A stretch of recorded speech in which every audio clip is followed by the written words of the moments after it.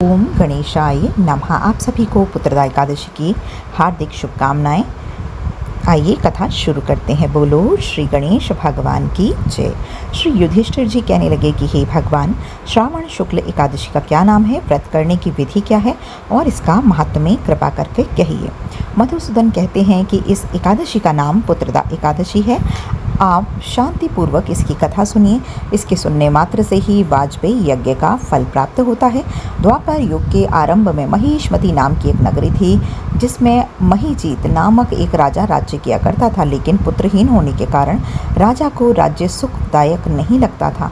उनका मानना था कि जिनके संतान ना हो उनके लिए यह लोक और परलोक दोनों ही दुखदायक ही होते हैं। पुत्र सुख की प्राप्ति के लिए राजा ने अनेक उपाय किए, परंतु राजा को पुत्र संतान की प्राप्ति ना हुई। वृद्धावस्था आदि देखकर राजा ने प्रजा के प्रतिनिधियों को बुलाया और कहा कि हे प्रजाजनों, मेरे खजाने से अन्याय से उपार्जन किया हुआ धन तो नहीं है, ना ही मैंने कभी किसी देवताओं और ब्राह्मणों का धन ही छीना है।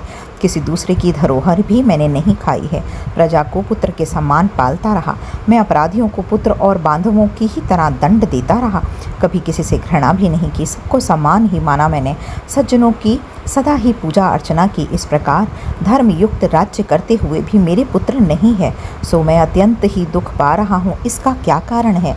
राजा महीजीत की इस बात को विचार करते हुए ही राजा के मंत्री और प्रजा प्रतिनिधि वन को चले गए। वहाँ बड़े बड़े ऋषि मुनियों के ही दर्शन हुए और राजा की उत्तम कामना की पूर्ति के लिए किसी श्रेष्ठ तपस्वी मुनि को देखते फिरते रहे।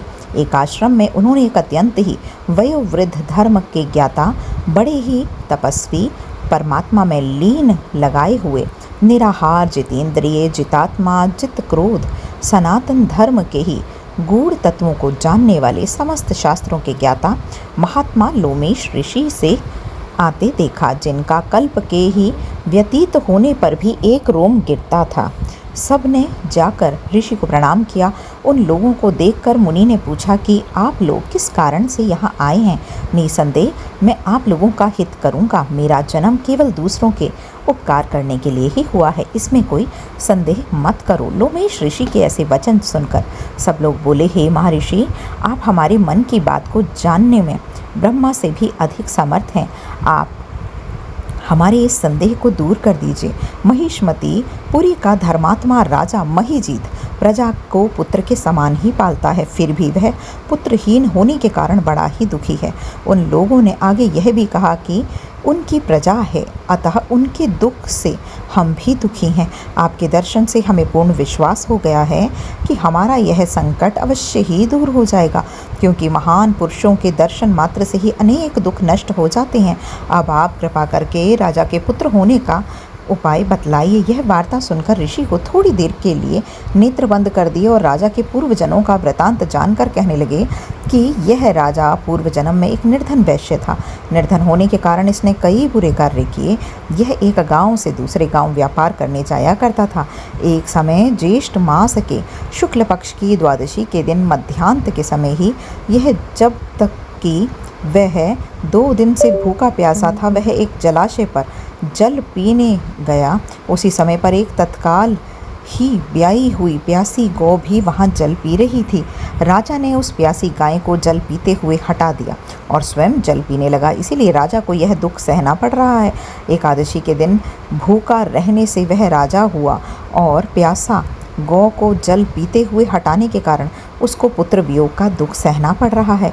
ऐसा सुनकर सब लोग कहने लगे कि हे ऋषि, शास्त्रों में तो पापों का प्रायश्चित भी लिखा होता है, अतः जिस प्रकार राजा ने यह पाप नष्ट हो जाए ऐसा कोई उपाय बतला दीजिए। लोमेश ऋषि कहने लगे कि श्रावण शुक्ल पक्ष की एकादशी को, जिसे पुत्रदा एकादशी भी कहते हैं, तुम सब लोग व्रत करो और रात्रि को जागरण भी करो। इससे राजा का यह जन्म का पाप अवश्य ही नष्ट हो जाएगा, साथ ही राजा को पुत्र की भी अवश्य ही प्राप्ति होगी।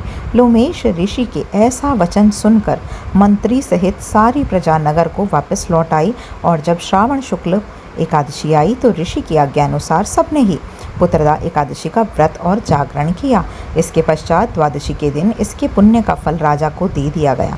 उस पुण्य के प्रभाव से रानी ने गर्भ धारण कर लिया और प्रसव काल समाप्त होने पर उसके एक बड़ा ही तेजस्वी पुत्र उत्पन्न हो गया। इसीलिए इस श्रावण शुक्ल एकादशी का नाम पुत्रदा एकादशी ही पड़ गया। अतः संतान सुख की इच्छा हासिल करने वाले इस व्रत को अवश्य ही करें। इसके महात्म्य को सुने से भी मनुष्य के सब पापों से मुक्ति हो जाती है और इस लोक में संतान सुख भोग कर परलोक में भी स्वर्ग की प्राप्ति होती है। बोलो लक्ष्मी नारायण भगवान की जय।